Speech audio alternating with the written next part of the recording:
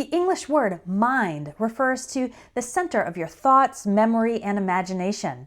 Mind is one of our most common words, and we actually use it in a whole bunch of different phrases and expressions, from make up my mind to never mind to out of your mind. So today I'll teach you 20 common English phrases using the word mind. I highly recommend that you download the free PDF guide to this lesson because it includes a quiz to help you practice these different expressions with mind. You can get that by clicking on the link under this video and entering your email address. Let's get started with these phrases. To talk about making a decision, you can use the expression make up my mind. For example, I can't make up my mind about which movie to see tonight. That means I can't decide. A variation on this phrase is my mind is made up.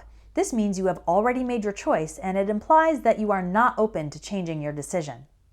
If you do change a decision that you made previously, use the phrase change my mind.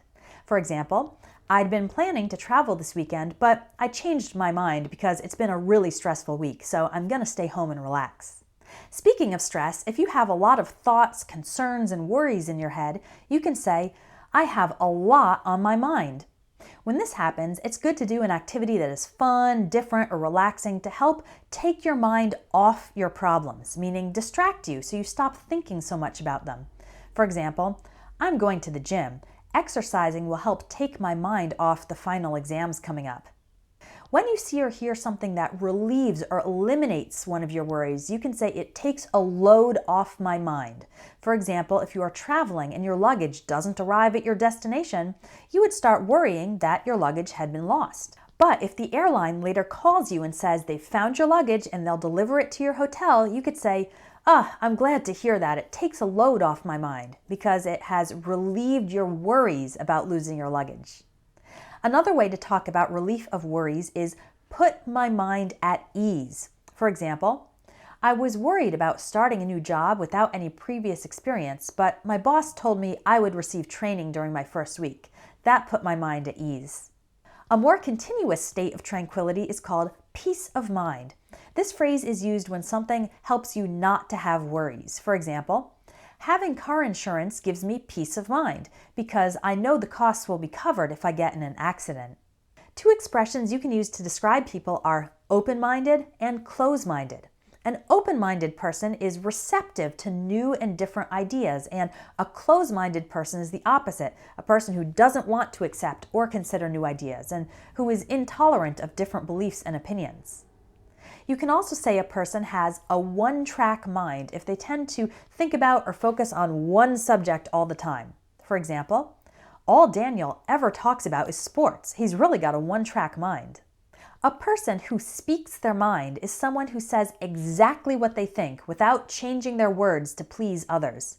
Some people consider speaking your mind a good thing because it is honest and direct. Other people consider speaking your mind a bad thing because it doesn't consider how your words might offend or upset other people. What do you think? To give someone a piece of your mind means to tell them angrily that you disapprove of something that they are doing or have done. For example, I'm sick and tired of our neighbors playing loud music at 3 a.m. I'm going to give them a piece of my mind. An informal way to say that someone is crazy and irrational is to describe them as being out of their mind. For example, you turned down a job with a $100,000 a year salary, you're out of your mind. Or you could also say, you've lost your mind. If you forget something, you can say it slipped your mind. For example, oh no, I had a dentist appointment this morning, but it completely slipped my mind.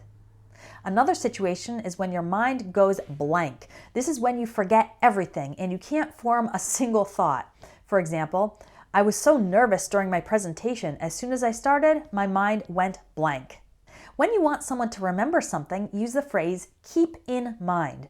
For example, if there's a change in schedule, a teacher might tell her students, keep in mind that there's no class on Friday, so your homework is due on Thursday. She's telling them to remember it.